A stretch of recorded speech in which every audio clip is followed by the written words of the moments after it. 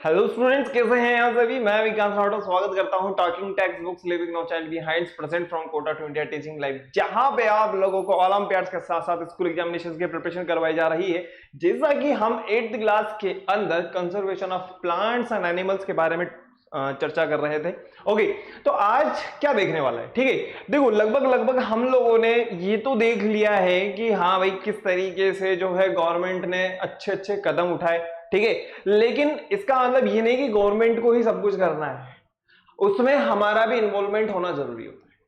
Simple सी बात है भाई। एक बात बताओ, आज के टाइम की अगर हम बात करें, यार मेरा काम हो रहा है, सामने वाले को क्या मतलब है, ठीक है, अपन यही मान के चलते हैं। लेकिन अब जो जनरेशन है, या हम एक तरीके से कहें कि उसका अननेसेसरी एक ना एक दिन जो इफेक्ट होगा वो हमारी जनरेशन पे होगा और 100% होगा, ठीक है। तो उसका कंजर्वेशन होना हमारे लिए बहुत ज्यादा जरूरी हो जाता है, ठीक है ना। अब एक बात बताओ, जैसे कि अगर मैं बात करूं नेचुरल रिसोर्सेज के बारे में, तो भाई एक बात बताओ, ये जो रिसोर्सेज है इसका सबसे बड़ा सोर्स है क्या हमारे पास, बताओ भाई। जंगल ही तो है, फॉरेस्ट वगैरह ही तो है। अगर मान लीजिए एनिमल्स वगैरह अगर जंगल में नहीं रहेंगे तो एनिमल्स, भाई एक बात बताओ, आज आप लोग या मैं जंगलों में जाकर के क्यों नहीं रह रहा हूं? क्योंकि मुझे पता है वहां पे जंगली जीव हैं, वो मुझे खा जाएंगे, कोई ना कोई मेरे को दिक्कत कर देंगे, ठीक है। अगर वही नहीं रहेंगे तो भाई एक बार बताओ, जो आने वाली जो आगे की जो जनरेशन होगी, क्या उनको हम कभी कुछ दिखा पाएंगे? नहीं। बस जैसे आज हम बात करते हैं ना डायनासोर्स वगैरह की, इनके बारे में बात करते हैं बस कि हाँ ऐसे की कल्पना हुई होगी, ठीक है ना। आज के टाइम पे बिल्कुल गिने चुने चीजें हैं हमारे पास में, चिड़ियाएं हमें देखने को मिलती नहीं है, ठीक है ना। अभी लॉकडाउन के दौरान कुछ ना कुछ हमें देखने को मिला था। तो कहने का मतलब ये है कि कंजर्वेशन, या हम एक बात कहें कि जिस तरीके से अगर रख रखाव की हम बात करें, चाहे वो प्लांट्स हो, चाहे वो एनिमल्स हो, चाहे कोई भी हो, चाहे वो नेचुरल रिसोर्सेज की हम बात करें, लेकिन भाई साहब एक बार बताऊं मैं आपको, इसमें हम सभी का योगदान देना बहुत ज्यादा जरूरी। तो वही अपन आज डिस्कस करेंगे और कुछ बहुत प्यारे प्यारे टॉपिक्स अपन यहां पे डिस्कस करने वाले हैं। कोई टेंशन वाली बात नहीं है, ठीक है, क्योंकि देखो जो हमने पढ़ा है ना एक तरीके से उसी को अपन आज रिवीजन करेंगे और भी शानदार तरीके से रिवीजन करेंगे। तो लेकिन उससे पहले आप लोगों को क्या करना है, आप लोगों को करना होगा वीडियो को लाइक, शेयर एंड चैनल को सब्सक्राइब करना। फटाफट इस काम को लीजिए, फिर आगे बढ़ेंगे, ठीक है। और सबसे इंपॉर्टेंट बात, अगर आप चैनल को सब्सक्राइब करने के बाद में बेल आइकन प्रेस कर लोगे तो आपको क्या फायदा होगा, जैसा कि आप लोगों को पता है, मैं आप लोगों को पहले भी बता चुका हूं, वो ये कि आपको नेक्स्ट वीडियो की टाइमली नोटिफिकेशन इजीली अवेलेबल हो जाएगी, ठीक है ना। तो फटाफट से इस काम को कर देना है, वीडियो को लाइक करना है, शेयर करना है और चैनल को सब्सक्राइब करना है। और सब्सक्राइब करने के बाद में मैं आप लोगों को बहुत सी बार बताता आया हूं, वापस से एक बार हम बताते हैं, देखते हैं क्या बात करनी है। आप लोगों को गूगल प्ले पे जाना है, जाने के पश्चात आप लोगों को टेलीग्राम को डाउनलोड कर लेना होगा। टेलीग्राम को डाउनलोड करने के बाद में जो 8th क्लास के स्टूडेंट्स हैं उनको जो पाथ फॉलो करना है वो है क्या, वो है t.me/ttb08। ओके, अब जिसे आप इस पाथ को फॉलो करोगे तो क्या फायदा होगा, फायदा ये होगा बरखुरदार कि आप यहाँ पे जो भी स्टडी मटेरियल अवेलेबल है एज अ सैंपल पेपर में आपकी बात कर सकता हूँ, ठीक है, डीपीपी की मैं बात कर सकता हूँ, इसके अलावा स्टडी मटेरियल की मैं बात कर सकता हूँ, ये सब आप इजीली एक्सेस कर सकते हो। ओके, और भी जबरदस्त तैयारी करने के लिए क्या करना है, आप लोगों को www.talkingtextbooks.in को विजिट करना होगा और आपको आपके रिलेवेंट क्लास के अकॉर्डिंग देखना होगा, जो कि आप लोगों को मिलने वाला है ये सब कुछ, बहुत कुछ, सब कुछ, ठीक है। जैसे ही आप बाय नाउ पे क्लिक करेंगे, बाय नाउ पे क्लिक करने के बाद में आप डायरेक्ट कहां पे आ चुके होंगे, प्राइस डिटेल वाले पेज पे आ जाएंगे, ठीक है। अब प्राइस डिटेल वाले पेज पे जैसे आप आएंगे तो यहां पे आप लोगों को एक कोड यूज करना है जो है VR Live। ओके, अब जैसे आप इस कोड को अप्लाई करते हो तो होता क्या है, एक ये 9000 है, इसमें से 30% डिस्काउंट हो जाएगा। मतलब ये कि 2700 डिडक्ट हो जाएंगे और जो पेबल अमाउंट रहेगा वो रहेगा ओनली 6300। ओके, और आप जैसे बाय पैकेज पे क्लिक करते हैं, बाय पैकेज पे क्लिक करेंगे तो आप अपनी सुविधा अनुसार इस पेमेंट को पे कर सकते हैं 6300 को। फिर भी अगर किसी तरह की कोई समस्या रह जाती है तो यहाँ पे आपको बहुत प्यारे नंबर दिए हुए हैं, आप इजीली यहाँ पे कॉल करके अपनी समस्या का समाधान प्राप्त कर सकते हो। मेरे साथ में आप लोग बायोलॉजी पढ़ रहे हो, लेकिन उससे पहले हम लोगों को क्या करना होगा, आप लोगों को करना होगा cardinal promise, I promise to listen to the complete lecture and make proper notes of it so that I can become a smart student. I promise, I promise, I promise, I promise to listen to the complete lecture and make proper notes of it so that I can become a smart student आप लोगों ने कर लिया होगा, आप smart नहीं बहुत ही smart है। जैसा कि मैंने आप लोगों को कहा है कि अभी तक हम लोगों ने 2 लेक्चर देख लिए हैं इसके ऊपर, ठीक है, और आज हमारी 3rd क्लास है। इस 3rd क्लास के अंदर हम लोग जो है 3rd क्लास से मतलब ये नहीं कि बिल्कुल 3rd क्लास है, ठीक है, मतलब आज हमारी 3री क्लास है। ओके, तो आज हम जो देखने वाले हैं बहुत इंपॉर्टेंट और इंटरेस्टिंग टॉपिक्स के बारे में अपन जो है डिस्कस करने वाले हैं। क्योंकि देखो अभी तक जो है थोड़ा सा हमारा जो है ये टॉपिक था ना, थोड़ा सा थ्योरिटिकल था। तो हाँ भाई चल रहा है, थ्योरी पढ़ते जा रहे थे, समझ में नहीं आ रहा था, समझ में आ रहा था लेकिन भाई थ्योरी थी ना यार, सिंपल सी बात है। तो आज थोड़ा सा इसको अपन ने क्या कर दिया, इंटरेस्टिंग बना दिया, और इंटरेस्टिंग बना दिया तो भाई साहब आज अपन देखेंगे इसके बारे में थोड़ी सी अच्छी चीजें।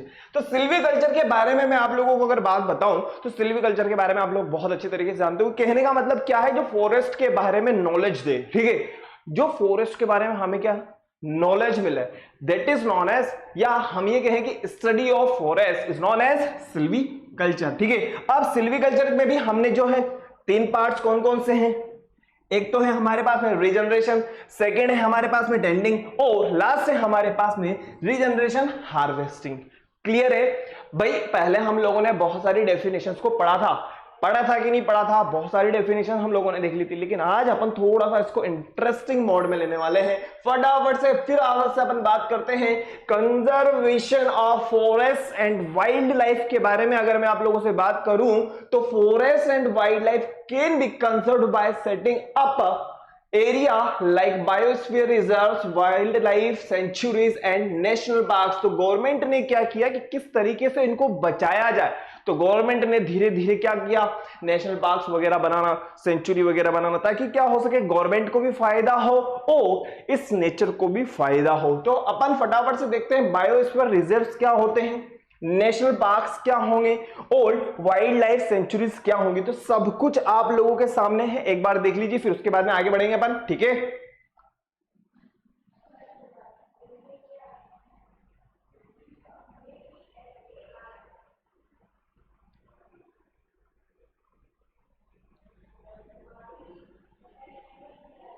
देखिए बायोस्फीयर की अगर मैं बात करता हूं, एक मिनट, देखिए बायोस्फीयर की अगर मैं बात करता हूं तो biosphere reserve are large area of protected land for conservation of biodiversity and the traditional life of the tribals living there, ठीक है। ट्रेडिशनल चीजें हमें देखने को मिलेगी। नेक्स्ट हम बात करें नेशनल पार्क्स के बारे में।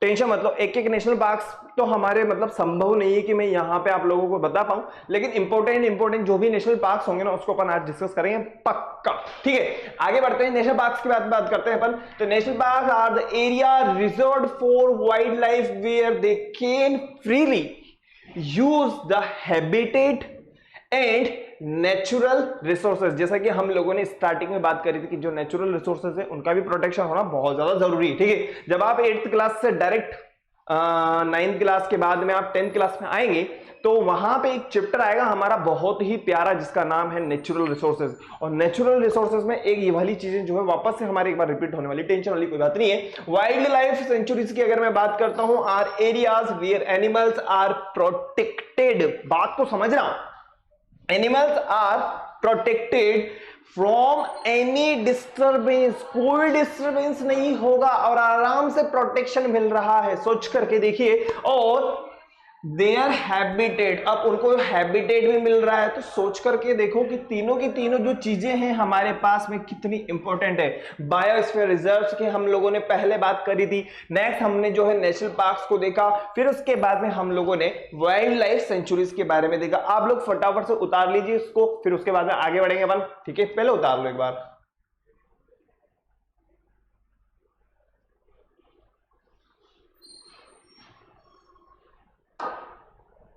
हो गया। अभी तक क्या है, बहुत थ्योरी पढ़ ली थी है ना, और थ्योरी की वजह से क्या थोड़ा सा ये जो चैप्टर है थोड़ा सा मतलब फील नहीं आ रही थी है ना। अब मैंने सोचा इसको फील तो लेनी पड़ेगी इसमें, ठीक है।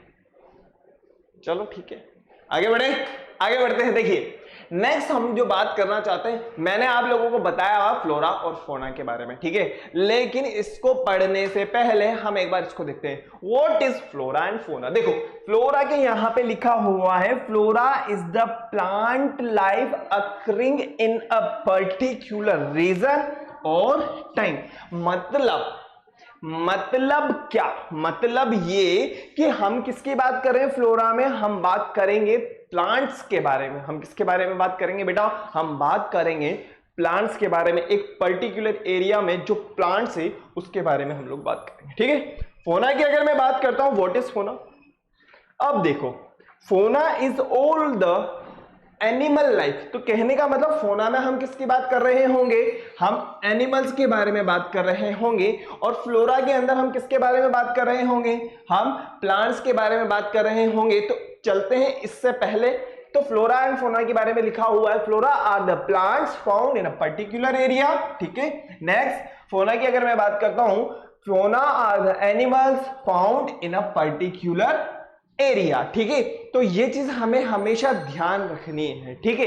अब उसके बाद में एग्जांपल की अगर अपन बात करते हैं, फ्लोरा ऑफ पंचमरी, देखो ये पंचमरी हम आगे भी डिस्कस करेंगे, और इससे पहले मैं आप लोगों को पंचमरी के बारे में डिस्कस कर चुका हूं। नेक्स्ट हम बात करें, फोना पंचमरी में ही है, ठीक है, तो वहां पे हम लोग प्लांट्स की भी बात कर सकते हैं और हम लोग वहां पे एनिमल्स की भी बात कर सकते हैं। तो एज इट इज फटाफट से उतार लीजिए, वाइल्ड मैंगो है, ठीक है, जामुन वगैरह। तो प्लांट्स की बात कर रहे हैं ना, तो प्लांट्स में तो प्लांट्स ही आएंगे, सिंपल सी बात है, ओके। और अगर अपन एनिमल्स की बात करें, चीतल वगैरह है ना, वुल्फ वगैरह हो जाएंगे, ये सारे के सारे एनिमल्स ही तो है बेटा, ठीक है। एज इट इज इसको उतार लीजिए एक बार फटाफट से, हो गया। चलिए आगे बढ़े, चलिए आगे बढ़ते हैं फटाफट से। आप लोगों ने उतार लिया होगा, फ्लोरा एंड फोना हम लोग देख चुके हैं, लेकिन फिर भी एक बार फटाफट से, बस फटाफट से उतार लीजिए। एक डिफरेंट अगर डेफिनेशन हमारे पास में होगी ना तो मजा आएगा।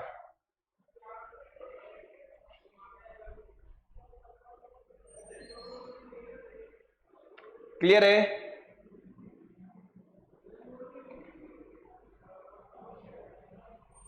चलिए आगे बढ़ते हैं फटाफट से। नेक्स्ट, अब एंडेमिक स्पीसीज क्या होती है, और इसके जस्ट बाद हम देखेंगे एंडेंजर्ड एनिमल्स क्या होते हैं। देखो एंडेमिक स्पीसीज के बारे में अगर हम बात करें, the species of plants and animal, देखो इसमें स्पीसीज के अंदर हम, अब वो स्पीसीज किसी की भी हो सकती है, सिंपल सी बात है, चाहे वो प्लांट्स हो चाहे वो एनिमल, ठीक है। Found only in a particular area, बस एक पर्टिकुलर एरिया में ही देखने को मिलेगी, नॉट फाउंड एवरीवेयर। हर जगह ऐसा थोड़ी ना कि सब जगह मिलती है, नहीं ऐसा नहीं, एक पर्टिकुलर एरिया में ही वो मिलती है, ठीक है, एक पर्टिकुलर एरिया में ही वो मिलेगी, तो उसको कहा जाएगा एंडेमिक स्पीसीज। अब हम बात करते हैं एग्जांपल की, sal and wild mango are the endemic flora of Pachmarhi. इससे पहले हम लोगों ने पंचमरी में बात करी थी, ठीक है। Bison, Indian giant squirrel and flying squirrel are the endemic fauna of this area, ठीक है। फटाफट से एंडेमिक स्पीसीज के बारे में उतार लीजिए ताकि हमें पता रहे, ठीक है। बहुत कुछ है इस चैप्टर में, अगर देखा जाए ना तो बहुत छोटी छोटी टर्मिनोलॉजीज है जिनके बारे में समझना बहुत इंपॉर्टेंट है, ठीक है। लेकिन अगर उसको अपन थ्योरी के साथ में समझेंगे ना तो थोड़ा सा क्या होता है वो, मतलब अपन इस तरीके से मान सकते हैं कि यार मतलब चलता जा रहा, लेकिन अगर उसको अपन थोड़ा सा इंटरेस्टिंग बना के चलेंगे ना मजा आएगा, ठीक है। तो फ्लोरा एंड फोना हम लोगों ने समझा, फ्लोरा एंड फोना के बाद में जो हमने समझा वो है एंडेमिक स्पीसीज, क्लियर। नेक्स्ट हम बात करते हैं फिर इसके बाद में एंडेंजर्ड एनिमल। अभी बोलो सिंपल सी बात, आपको खुद को पता चल रहा होगा डेंजर्ड स्पीसीज। अभी वो बताइए एनिमल्स जो मतलब डेंजर सिचुएशन में है, ठीक है, खतरनाक पोजीशन को फेस कर रहे हैं, उसके बारे में अपन को बात करनी है। तो वही तो चीज यहां पे लिखी हुई है, endangered animal are those animal whose number are diminishing and might face extinction। कहने का मतलब विलुप्त होने की कगार पर है, क्या है, विलुप्त होने की कगार पर है। एग्जाम्पल की अगर अपन बात करें, tiger is one of the many animal which are slowly diminishing. Next हम बात करें to protect the tiger in our country, the government launch the project tiger to ensure the survival of tiger population. ठीक है, dinosaurs वगैरह। Red book के बारे में हम लोग आगे चर्चा करेंगे। ठीक है, ऐसा मत सोचना कि रेड बुक सर यहाँ पे क्या आया है। रेड बुक के बारे में अपन बहुत अच्छे से चर्चा करेंगे। जो उसके अगर रेड बुक के बारे में मैं एक छोटी सी चर्चा बता देता हूँ आप लोगों को, छोटा सा इंट्रो बता देता हूँ। वो ये कि ये बुक हमें बताती है कि क्या क्या है और क्या क्या रह गया है और किसको प्रोटेक्शन मिलना चाहिए। ठीक है, तो वो वाली चीजें हम यहाँ पे बाद में बात करेंगे। ठीक है, देखो जैसा कि यहाँ पे लिखा हुआ ना, red book, red data books are books which keeps the record of endangered plants and animal. तो कहने का मतलब जो भी एनिमल्स हैं, जो भी प्लांट्स हैं, वो क्या है, अगर डेंजर सिचुएशन को फेस कर रहे हैं तो उनका जो रिकॉर्ड होगा, उन रिकॉर्ड्स को रेड डेटा बुक्स के अंदर लेना बहुत ज्यादा जरूरी हो जाता है। और फिर उसके अकॉर्डिंग क्या होता है कि गवर्नमेंट जो होती है कुछ प्लान्स, कुछ प्रोग्राम्स वगैरह जो होती है लॉन्च करती है, ताकि एक पर्टिकुलर एनिमल्स को या पर्टिकुलर प्लांट्स को क्या किया जा सके, अरे भाई प्रोटेक्शन प्रोवाइड किया जा सके। सिंपल सी बात है, फटाफट एज इट इज लिख लो यार इसको।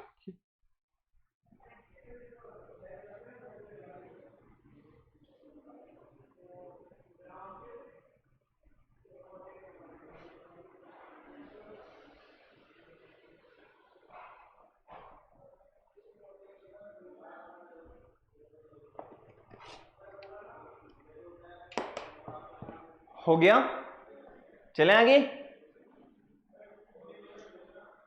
चलिए आगे बढ़ते हैं फटाफट से। चलिए नेक्स्ट, इकोसिस्टम के बारे में। अच्छा एक बात बताओ, मैं आप लोगों से एक छोटा सा क्वेश्चन करूं, एनवायरमेंट का मतलब क्या होता है बताओ।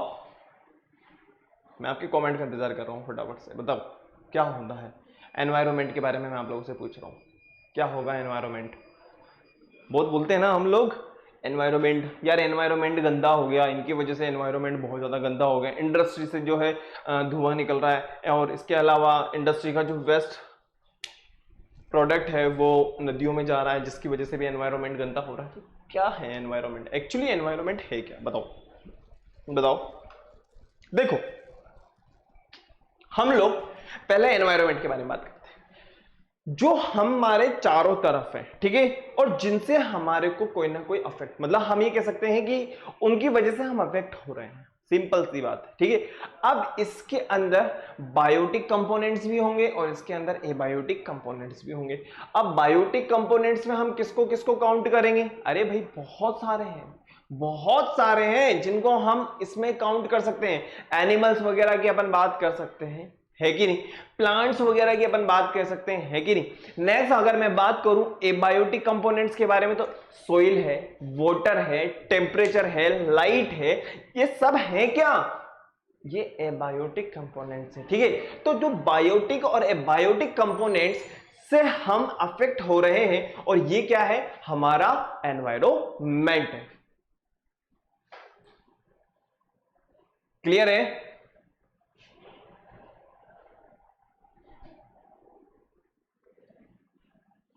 ये क्या है, हमारा एनवायरमेंट है, ठीक है। आगे बढ़ते हैं, इकोसिस्टम के बारे में अपन बात करते हैं। An ecosystem consist of all the plants, animal and micro organism living in an area along with non living components. जैसा कि मैंने आपके सामने अभी थोड़ी देर पहले इसके बारे में चर्चा की थी।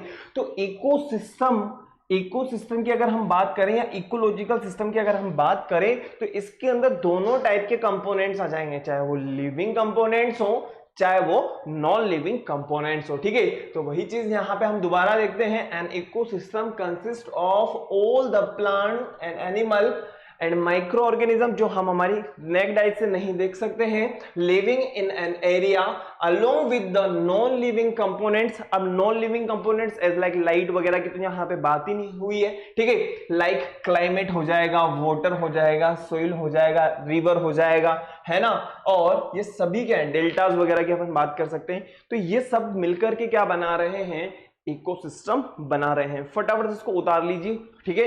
अब नेक्स्ट हम बात करें इकोसिस्टम के बाद में, वो है एक्सटिंक्ट स्पीसीज के बारे में। देखो अपन छोटी छोटी टर्मिनोलॉजीज के बारे में समझ रहे हैं आज कि भाई ये जो एक्सटिंक्ट स्पीसीज है, एंडेंजर्ड एनिमल्स हैं, है ना, फ्लोरा है, फोना है, और नेक्स्ट हम बात करें कि जो कंजर्वेशन मिला हुआ है, और नेशनल पार्क्स क्या होंगे, सेंचुरीज वगैरह क्या होंगी, बायोस्फीयर रिजर्व क्या होंगे, तो इन सब के बारे में आज अपन थोड़ा थोड़ा डिस्कस करेंगे, ठीक है। अब एक्सटिंक्ट स्पीसीज के बारे में अपन बात कर सकते हैं। कहने का मतलब जो विलुप्त होने की कगार पे गवर्नमेंट ने घोषणा कर दी, भैया मत मारो, पहले ही कम है, ठीक है ना, क्योंकि इसको अब मतलब बचाना ज्यादा जरूरी हो गया। आने वाले टाइम पे हो सकता है कि हम इसको नहीं देख पाए, ठीक है। तो उसी के बारे में अपन बात करते हैं। Species which no longer exist is called an extinct species. उसे क्या कहा जाएगा? एक्सटिंक्ट स्पीसीज कहा जाएगा।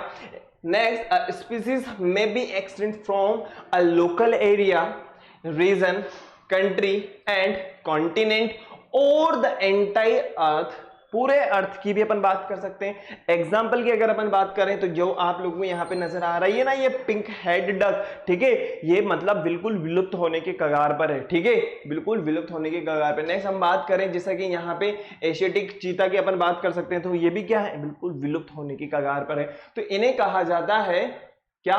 Extinct species. As it is फटाफट से उतार लीजिए, एग्जाम्पल भी उतार लीजिए। हो गया? क्लियर है? क्लियर है? चलें आगे। चलिए आगे बढ़ते हैं फटाफट से। नेक्स्ट जो आज हम देखने वाले हैं, माइग्रेशन। बहुत अच्छी तरीके से आप लोग जानते हैं, पहले एक बार आप लोग इसको देख लीजिए, फिर उसके बाद में मैं आप लोगों को बताता हूं, ठीक है ना। पहले एक बार आप लोग देखो।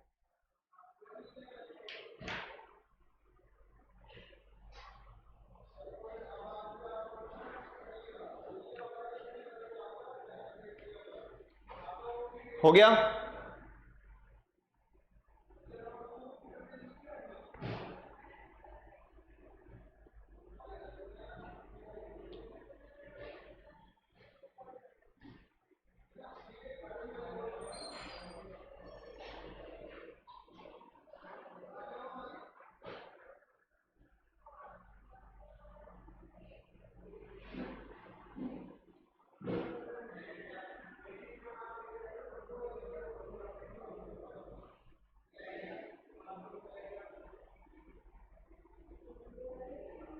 देखिए माइग्रेशन की अपन बात करते हैं, क्या होगा माइग्रेशन। देखो माइग्रेशन का सिंपल सा मतलब ये है कि मूवमेंट होना, सिंपल सी बात है, ठीक है। क्या होना? मूवमेंट होना। एक पर्टिकुलर रीजन से बहुत बड़े अमाउंट में एक पर्टिकुलर रीजन से दूसरे पर्टिकुलर रीजन की तरफ क्या होना?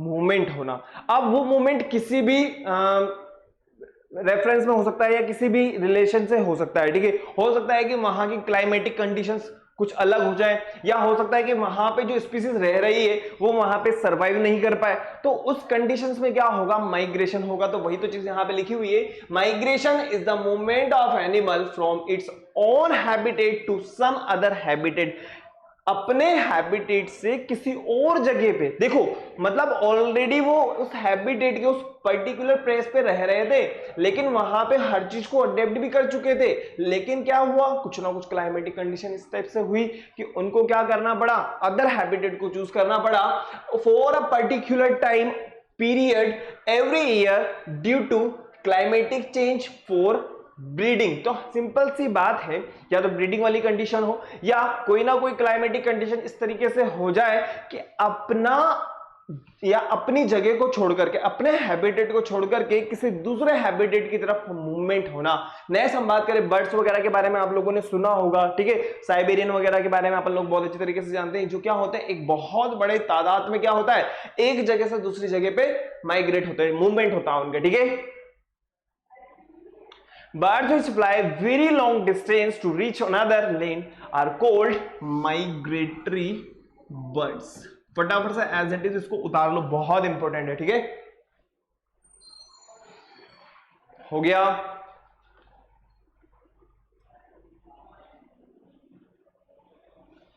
लिख लिया होगा आप लोगों ने। चलें आगे।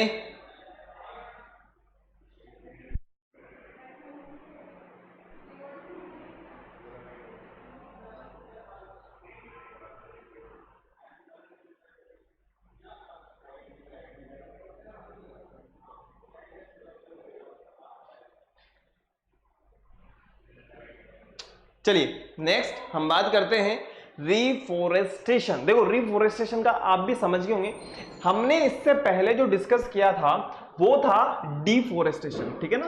हम लोगों ने इससे पहले जो डिस्कस किया था डिफोरेस्टेशन, और डिफोरेस्टेशन में हम लोगों ने देखा था एक बहुत बड़ी लार्ज स्केल पे क्या हो रहा था, प्लांट्स वगैरह को काटा जा रहा था, यही हो रहा था। लेकिन अब यहां पे हम बात कर रहे हैं रिफोरेस्टेशन, ठीक है।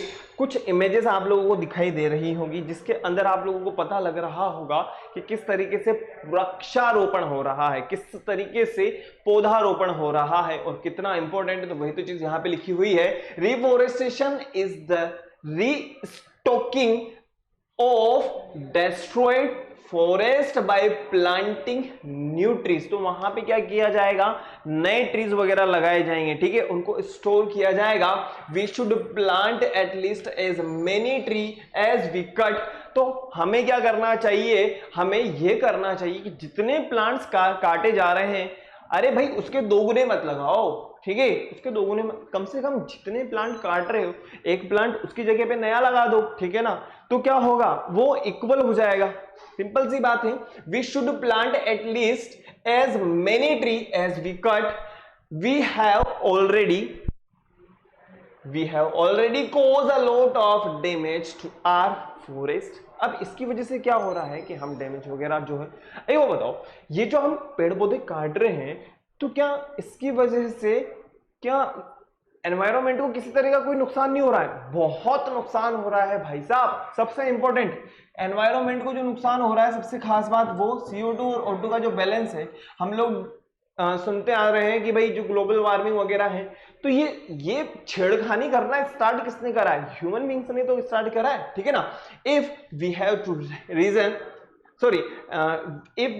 To regain our green wealth, reforestation is the only option. तो कहने का मतलब यह है कि अगर हमें हमारे एनवायरनमेंट को हेल्दी बनाना है, ठीक है, अगर हमें हमारे एनवायरनमेंट को हेल्दी बनाना है तो एक ही काम होगा, वो काम क्या होगा, रिफोरेस्टेशन होगा। क्या होगा, रिफोरेस्टेशन होगा। आई होप आप लोगों ने लिख लिया होगा, है ना। चलें आगे, चलें पक्का, चलिए आगे बढ़ते हैं। नेक्स्ट, जैसा कि मैंने आप लोगों से कहा था कि रेड डेटा बुक के बारे में हम लोग आगे डिस्कस करेंगे, टेंशन वाली कोई बात नहीं।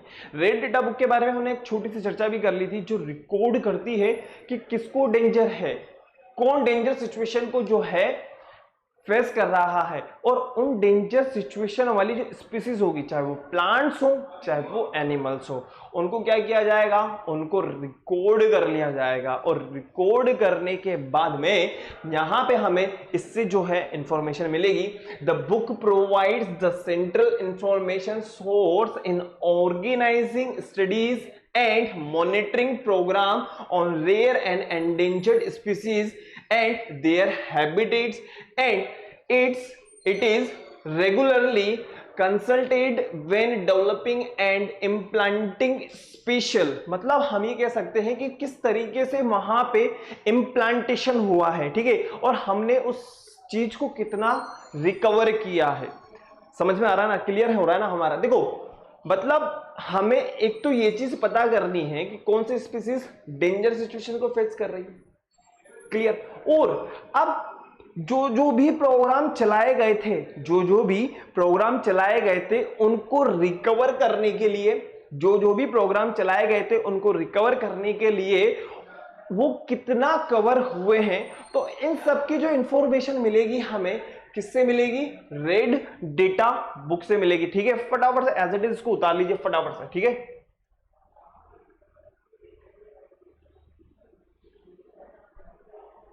हो गया क्लियर?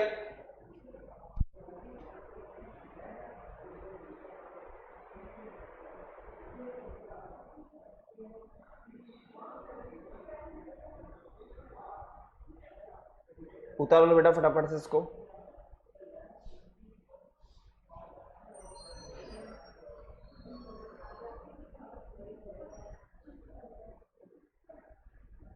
हो गया ना। चलिए नेक्स्ट हम बात करते हैं फटाफट से नॉर्मल स्पीसीज के बारे में।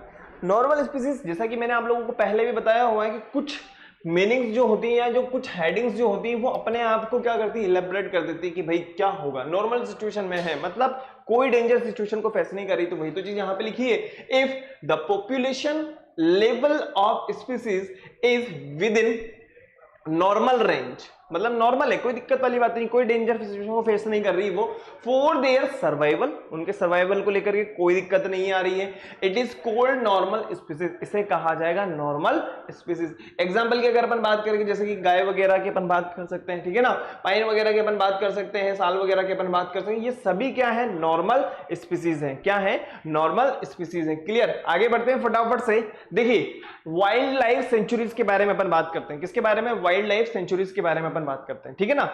अब वाइल्ड लाइफ सेंचुरीज क्या होगी, मैंने आप लोगों को पहले इसके बारे में बता दिया है, लेकिन फिर भी अपन एक बार देख लेते हैं। Are area where animal are protected from any disturbance, कोई डिस्टरबेंस नहीं होगा, मतलब ऐसा नहीं है कि कोई भी चला गया पेड़ पौधे काटना स्टार्ट कर दिया, नहीं, उनको डिस्टरबेंस नहीं होना चाहिए। क्या नहीं, मतलब उनको एक नॉर्मल और हम ये कह सकते हैं कि नेचुरल हैबिटेट मिलना चाहिए, ठीक है ना, डिस्टरबेंस नहीं होगा।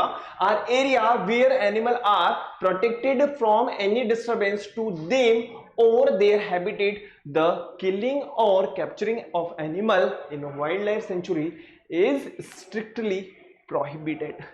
समझ गए, सख्त मना है, बिल्कुल कार्यवाही कर दी जाएगी अगर आपने गलती से भी नियमों का उल्लंघन किया तो होगा क्या, सख्त कार्यवाही की जाएगी, सिंपल सी बात है। क्लियर है, वाइल्ड लाइफ सेंचुरी बहुत इंपॉर्टेंट है, ठीक है ना, और हम लोगों ने इसके बारे में पहले भी पढ़ा था, टेंशन वाली बात नहीं, बहुत प्यारा चैप्टर है हमारा। नेक्स्ट हम बात करें अब नेशनल पार्क्स के बारे में, ठीक है। नेशनल पार्क्स क्या होंगे, तो सबसे पहले जो इंडिया का फर्स्ट नेशनल पार्क था वो था जिम कॉर्बेट नेशनल पार्क। क्या था, जिम कॉर्बेट नेशनल पार्क था, जो कब लगाया गया था, कब बनाया गया था, आजादी के भी पहले 1936 में लगाया गया था, ठीक है। और उस टाइम पे हुआ क्या था कि जिससे कि अंग्रेज वगैरह जब आए थे ना, तो उन्होंने क्या किया कि मतलब फर्नीचर वगैरह, क्योंकि भाई एक तरीके से अपन ये कहें कि आजादी के पहले उन्हीं का राज था, ठीक है, तो उनकी मर्जी पड़ती थी, जो करते थे। लेकिन जब उन्हें लगने लगा कि नहीं यार, अगर प्लांट्स वगैरह अगर खत्म हो जाएंगे, एनिमल वगैरह खत्म हो जाएंगे तो सर्वाइवल बहुत मुश्किल हो जाएगा, तो उस टाइम पे सबसे पहले जो नेशनल पार्क बनाया गया था वो था Jim Corbett national park. Next हम बात करें, there are more than 166 authorised national parks in India till आज की डेट की अगर हम बात करें तो टोटल मिलाकर के 166 नेशनल पार्क्स हैं। अपन इनको देखेंगे, लेकिन जो इंपॉर्टेंट होंगे उनको देखेंगे, क्योंकि 166 को देखना थोड़ा सा मुश्किल है, आप इसको समझते होंगे, ठीक है। नेक्स्ट हम बात करें the forest and wild life sanctuaries areas which fall on the borders of states are protected for sanctuaries region, ठीक है। तो इनको मतलब इस तरीके से बनाया जाता है ताकि क्या हो सके, इनको प्रोटेक्शन मिल सके। अब हम बात करते हैं फटाफट से नेशनल पार्क्स के बारे में। तो आप लोगों को यहाँ पे सबसे पहले नजर आ रहा होगा कान्हा नेशनल पार्क्स, ठीक है। कान्हा नेशनल पार्क्स की अगर अपन बात करें तो कहां पर है, ठीक है, आप आराम से मध्य प्रदेश जाइए, मध्य प्रदेश में जाकर के आप इजीली घूम सकते हैं, ठीक है। It is dense and rich area of bamboo forest, ठीक है, बहुत ही लार्ज अमाउंट में आप लोगों को मिलेगा। It has beautiful lakes, running streams and white grassland, मतलब ग्रासलैंड इनके पास में है। नेक्स्ट हम बात करें तो यहाँ पे व्हाइट टाइगर एंड हिप्पोपोटामस आपको देखने को मिल जाएगा। इसके अलावा significant population of royal Bengal tigers, leopards वगैरह हैं, ठीक है। इसके अलावा हम बात करें स्लॉथ बियर वगैरह की बात कर सकते हैं, और इंडियन वाइल्ड डॉग की अपन बात कर सकते हैं, ठीक है। एज इट इज फटाफट से उतार लीजिए, पहले भी हम लोगों ने इसके बारे में समझा था, पढ़ा था, ठीक है, लेकिन उस टाइम पे हम लोगों ने इसकी लोकेशन के बारे में समझा था कि लोकेशन कहां है और इसके अंदर किसको प्रोटेक्शन मिला हुआ है, ठीक है ना। हम लोगों ने इसको पूरा का पूरा इलेबरेट नहीं किया था, यहाँ पे पूरा का पूरा इलेबरेट कर दिया गया है, ठीक है। फटाफट से देखो, नेक्स्ट अपन आगे चलें फिर फटाफट से। देखिए नेक्स्ट है हमारे पास में कॉर्बेट नेशनल पार्क। अब आपको इसको अगर देखना है तो कहां जाना पड़ेगा, उत्तराखंड जाना पड़ेगा, ठीक है। अब उत्तराखंड जाएंगे आप तो वहां पे आप लोगों को दिखेगा India's one first and well known national park for tiger. Tiger के लिए जाना जाता है भाई साहब। The park had large area which is divided into 5 zone, जो कि क्या है 5 जोन के अंदर अंदर बटा हुआ है। नेक्स्ट हम बात करें एलिफेंट सफारी, ठीक है, यहीं से ही निकला है। उसके बाद में हम बात करें Dhikala zone is the best spot for enjoy wildlife. अब मैंने जैसा कि आप लोगों को बताया कि ये 5 जोन के अंदर है, तो इसका जो सबसे इंपॉर्टेंट जोन है वो है दिकाला। ठीक है, दिकाला जो जोन है ये बहुत ही इंपॉर्टेंट है। अगर अपन को यहाँ पे घूमने जाना है तो मजा आ जाएगा। ठीक है, वैसे मैं घूमने नहीं गया हूं लेकिन एक बात बता रहा हूं। ठीक है, क्योंकि मैंने भी नेट पे इसकी जो है कुछ इमेजेस वगैरह देखी है। क्लियर है? आगे बढ़े, चलिए नेक्स्ट है हमारे पास में वाल्मीकि नेशनल पार्क। अब वाल्मीकि नेशनल पार्क जो है वो कहां है? वो है बिहार में। कहां पर है बेटा? बिहार में। Valmiki tiger reserve is one of the natural virgin reserve in east India. कहने का मतलब वाल्मीकि नेशनल पार्क की अगर अपन बात करें, कहने का मतलब वीटीआर जो है Valmiki tiger reserve is excellent example of Himalayan Terai landscape. बहुत ही शानदार और बहुत ही एक्सीलेंट एग्जांपल है। ठीक है, नेक्स्ट हम बात करें, जैसा कि यहां पे लिखा हुआ है VTR are tiger, dog, wild buffalo, wild boar वगैरह की हैं, यहां पे बात कर सकते हैं यहां पर। ठीक है, फटाफट से एज इट इज उसको उतार लीजिए। क्लियर है?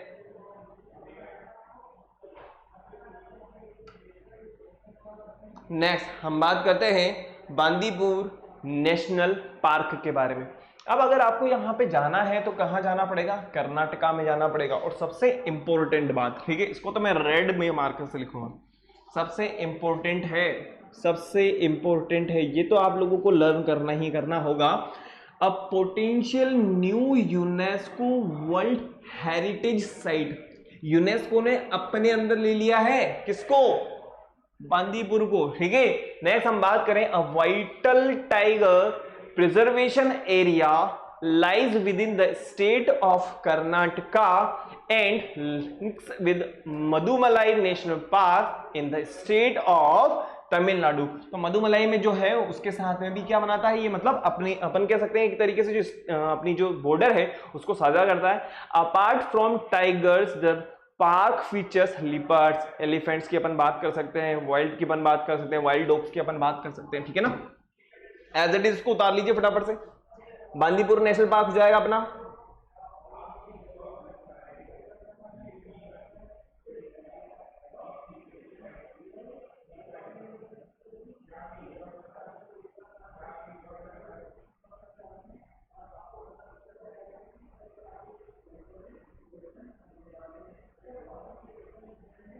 चलें आगे।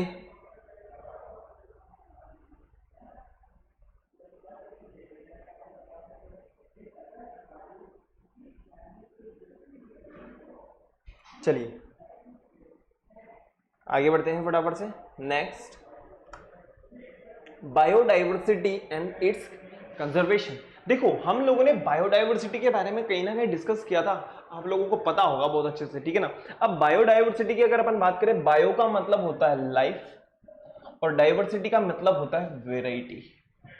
ठीक है, बायो का मतलब लाइफ में हमें वेरिएशन देखने को मिल रहा है, जीवन में हमें विभिन्नता देखने को मिल रही है। ठीक है ना, तो कहने का मतलब हमारे पास में जो डेफिनेशन बनेगी, biodiversity is defined as the variety and variability among all group of living organism and the ecosystem in which they occur. Next हम बात करें क्लासिफिकेशन, तो क्लासिफिकेशन में हम लोगों ने पहले भी देखा था, जेनेटिक भी देखा था, है ना, स्पीसीज के बारे में भी देखा था हम लोगों ने, और कम्युनिटी के बारे में भी हम लोगों ने देखा था। टेंशन नको, आगे अपन इन सबको डिस्कस करेंगे। ठीक है, बस यहां पे तो हम लोगों ने बस देख लिया है कि जो बायोडाइवर्सिटी है उसके कौन कौन से क्लासिफिकेशंस हैं। ठीक है ना, फिर आगे बढ़ते हैं नेक्स्ट फटाफट से। अब टाइप्स ऑफ डाइवर्सिटी की अगर अपन बात करें तो सबसे पहले हमने जो देखा था वो था जेनेटिक। अब एक बात बताओ, जो डीएनए से रिलेशन होगा, जिसका डीएनए के साथ में रिलेशन होगा, उसे कहा जाएगा जेनेटिक डाइवर्सिटी। ठीक है, तो डाइवर्सिटी ऑफ जीन्स विद इन स्पीसीज, सिंपल सी बात। नेक्स्ट हम बात करें स्पीसीज डाइवर्सिटी। स्पीसीज डाइवर्सिटी की अगर अपन बात कर सकते हैं तो diversity among species and ecosystem. Next ecosystem diversity की अगर मैं बात कर सकता हूं तो diversity of a habitat in a given unit area, फटाफट एक यूनिट एरिया मतलब एक छोटे से पर्टिकुलर एरिया की अपन बात कर रहे हैं, ठीक है ना, एक पर्टिकुलर एरिया की अपन बात कर रहे हैं, इकोसिस्टम की अपन बात कर रहे हैं, ठीक है। और इकोसिस्टम में हम लोगों ने पता है कि लिविंग और नॉन लिविंग की अपन बात कर सकते हैं, ठीक है ना। एज इट इज इसको उतार लीजिए, क्लियर है, नो प्रॉब्लम। चलिए आगे बढ़ते हैं फटाफट से। नेक्स्ट, स्पीसीज डाइवर्सिटी के बारे में यहां पे लिखा हुआ है, देखिए फटाफट से।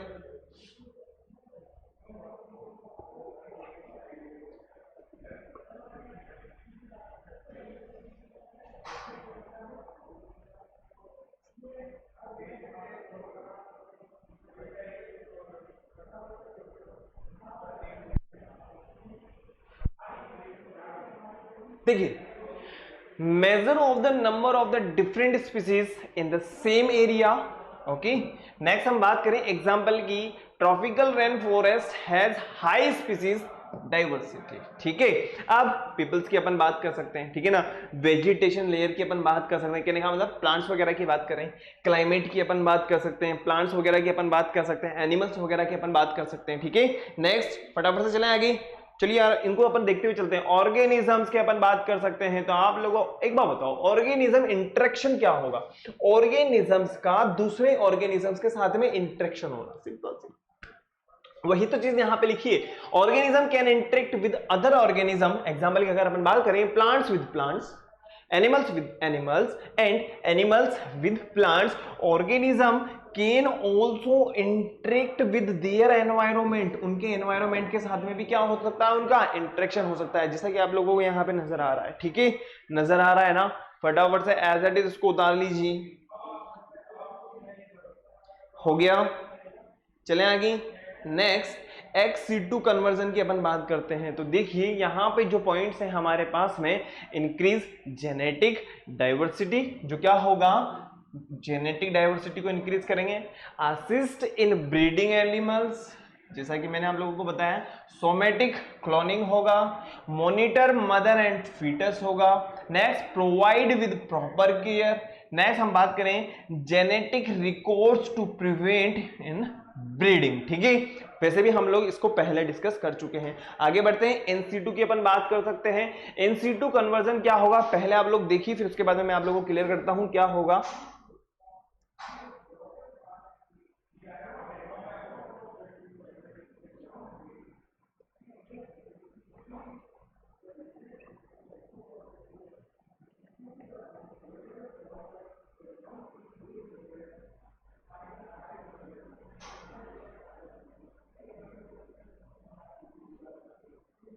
देखिए अब बात करते हैं यहां पर इन सीटू कंजर्वेशन के बारे में। तो conserving the animals and plants in their natural habitat is known as in situ conservation.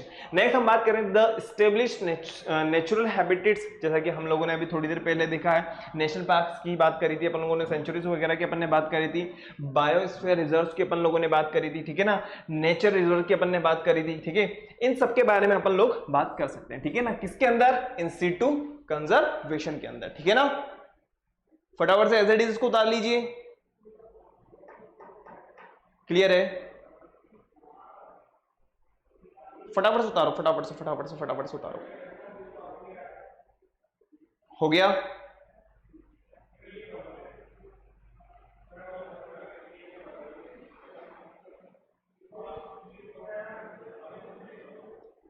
चलिए आगे बढ़ते हैं फटाफट से। वाइल्ड लाइफ इन इंडिया, देखिए वाइल्ड लाइफ की अगर अपन बात करते हैं, various efforts are made to protect and preserve biological diversity of our country.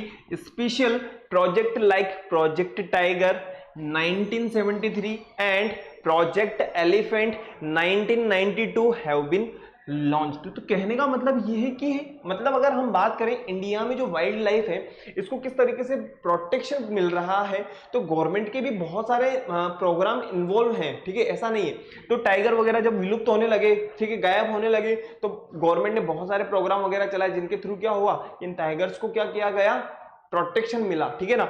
Elephants की अगर अपन बात करें, एलिफेंट्स वगैरह गायब होते चले जा रहे थे, तो एलिफेंट्स को वो मिला, ठीक है ना। All these steps are important to species from extinction. जैसा कि अगर किसी भी स्पीसीज के गायब होने में या गायब होने से बचाने के लिए ये सारे के सारे जो प्रोजेक्ट हैं, ठीक है, यहाँ पे तो हमने एज एग्जांपल लिखा है, लेकिन ये सभी के सभी जो प्रोग्राम होते हैं बहुत इंपॉर्टेंट होते हैं। आई होप क्लियर हो गया होगा। आगे बढ़ते हैं नेक्स्ट। तो यहाँ पे हम लोगों ने बहुत इंपॉर्टेंट एक तरीके से टर्म्स को समझा है, ठीक है। इन टर्म्स को समझने के बाद में अब जो हमारा टॉपिक होगा नेक्स्ट वो होगा समरी, और इसके अलावा एनसीईआरटी के क्वेश्चंस को अपन देखेंगे, ठीक है।